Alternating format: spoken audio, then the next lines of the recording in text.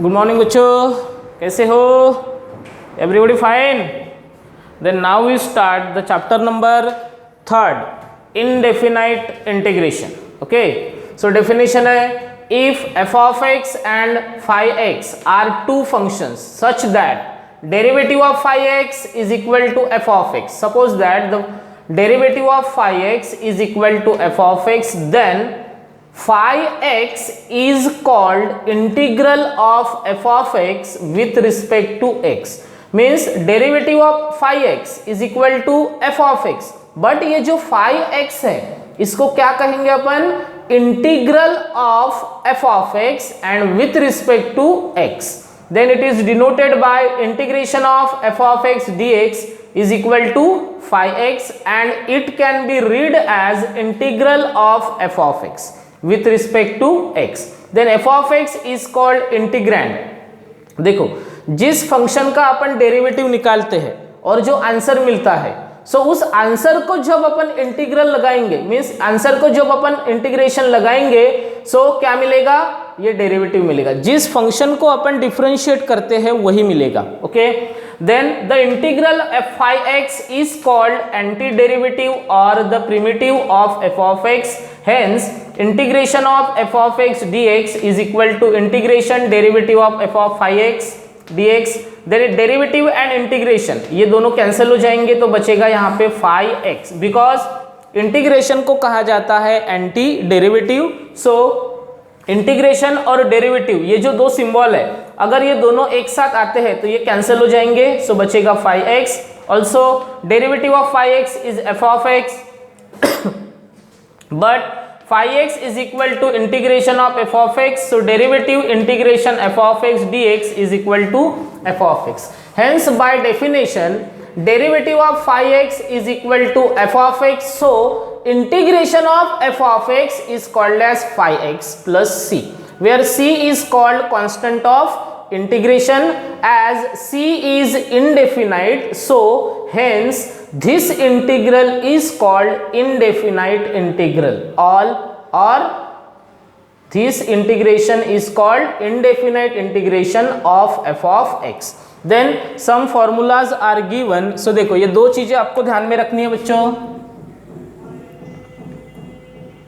So derivative of f phi x is equal to f of x. So integration of f of x is called as phi x and plus c, where c is constant of integration और arbitrary constant. So ये जो c है ये indefinite है, इसलिए इस integration को कहा जाता है indefinite integration. Suppose derivative of sin cos, तो इंटीग्रेशन ऑफ cos sin, इस तरह से ये फॉर्मूला है अपना. देन फॉर्मूलाज है इंटीग्रेशन ऑफ, देखो ये सभी फॉर्मूलाज अपन ने डेरिवेटिव में पढ़े हैं. ओके, और डेरिवेटिव में जो आंसर है वो यहाँ पे क्वेश्चन होता है. ठीक है, so integration x to the power n, x to the power n plus 1 upon n plus 1, integration of f of x to the power n. देखो ये दोनों फॉर्मूले एक जैसे ही है, बट अगर x रहा तो ये फॉर्मूला यूज करेंगे, और x की जगह सपोज दैट कंपोजिट फंक्शन रहा, सो जैसे cos 2x का पावर है, देन 2x का पावर है something. So integration f of x to the power n, that is f of x to the power n plus 1 upon n plus 1 into derivative of f of x. तो इन दोनों फॉर्मूले में difference क्या है बच्चों? जैसे integration में अगर x है तो अपन पहला फॉर्मूला यूज करेंगे, और इंटीग्रेशन में अगर कंपोजिट फंक्शन है तो फॉर्मूला कौन सा? जैसे कंपोजिट फंक्शन कौन सा? 2x प्लस 3 सपोज, और इसका पावर अगर 5 है समथिंग. सो ये क्या होगा? कंपोजिट फंक्शन, और इस कंपोजिट फंक्शन के लिए अपने को फॉर्मूला यूज करना है integration f of x to the power n. So इसका कन्वर्शन क्या होगा? ये सेम फॉर्मूला है f of x to the power n plus 1 upon n plus 1, but ये जो कंपोजिट फंक्शन है इसको और एक बार डिफरेंशिएट करना है, और वो कहाँ पे करना है?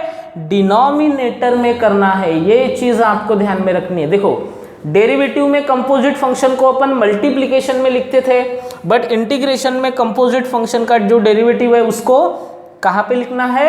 In denominator. Okay, then third formula, integration a to the power x, that is a to the power x upon log a. But integration of a to the power f of x dx, a to the power f of x upon log a into derivative of f of x plus c. Then integration e to the power x, e to the power x, integration e to the power f of x, e to the power f of x upon derivative of f of x. Integration of sin minus cos, integration sin f of x minus cos f of x upon derivative of f of x. Okay, then integration cos sin or integration cos f of x sin f of x upon derivative of f of x. Then integration देखो derivative of tan sec square, तो integration of sec square tan x and integration of sec square f of x tan f of x upon derivative of f of x.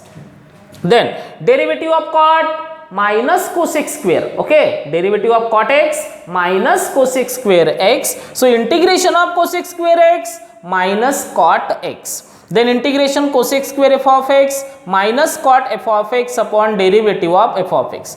Then derivative of sec x, derivative of sec x into tan x, okay, so integration of sec x tan x, that is sec x. So composite function होगा integration sec f of x tan f of x, that is sec f of x upon derivative of f of x.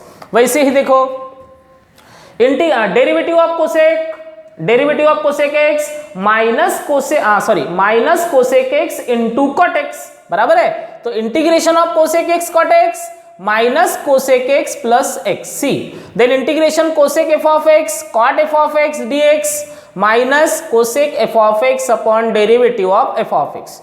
Then integration 1 by x, derivative of log x 1 by x बराबर है derivative of log x 1 by x, तो integration of 1 by x log x plus c. Then integration 1 upon f of x, that is the composite function, so answer log f of x upon derivative of f of x. जैसे देखो ये derivative of sin cos, understood, derivative of sin cos, so integration of cos sin, derivative of cos minus sin, okay, so integration of sin minus cos means जो जो differentiation के formulas है ना वो यहाँ पे पूरे अपोजिट हो जाते हैं, except x to the power n, a to the power x, ये दो फॉर्मूले अगर छोड़ दिया जाए सो बाकी सब फॉर्मूले जो है वो यहाँ पे एंटी डेरिवेटिव हो जाते हैं, ठीक है. सो नाउ उसके बाद है रूल्स ऑफ इंटीग्रेशन.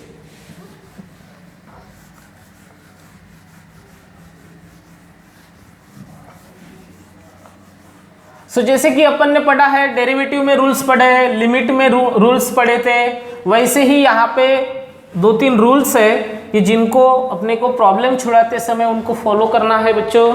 सो देखो पहला रूल है rules of integration.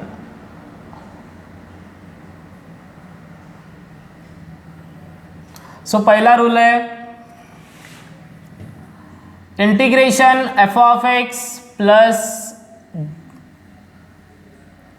g of x dx.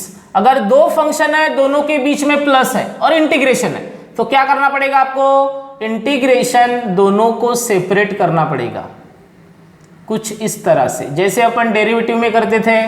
Second rule है यहाँ पे integration f of x minus g of x dx. So same situation, only minus का सिंबल है, so integration of f of x dx minus integration of g of x dx.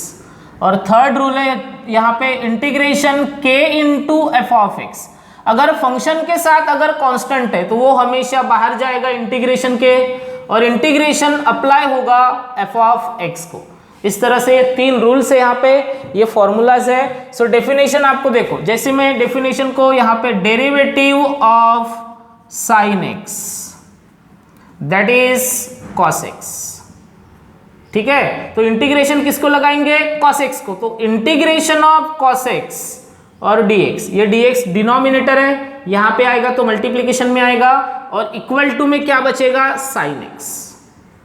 और ये indefinite है, इसका मतलब इंटीग्रेशन को limit नहीं है, इसलिए यहाँ पे होगा c. So this is called integration. Okay, so ये जो प्रोसेस है, इस प्रोसेस को कहा जाता है इंटीग्रेशन, और इंटीग्रेशन को कहा जाता है एंटी डेरिवेटिव, बिकॉज डेरिवेटिव में जो है वो इंटीग्रेशन में अपोजिट हो जाता है, इसलिए integration is known as antiderivative. ठीक है, ये यहाँ पे जो पहला लेक्चर है बच्चों, यहाँ पे ओनली अपन ने इंट्रोडक्शन किया है, definition, formulas or rules. Then now tomorrow's lecture we start the exercise, that is we solving the numericals, that is examples. Okay, so आज के लिए इतना ही, बाकी कल देखेंगे.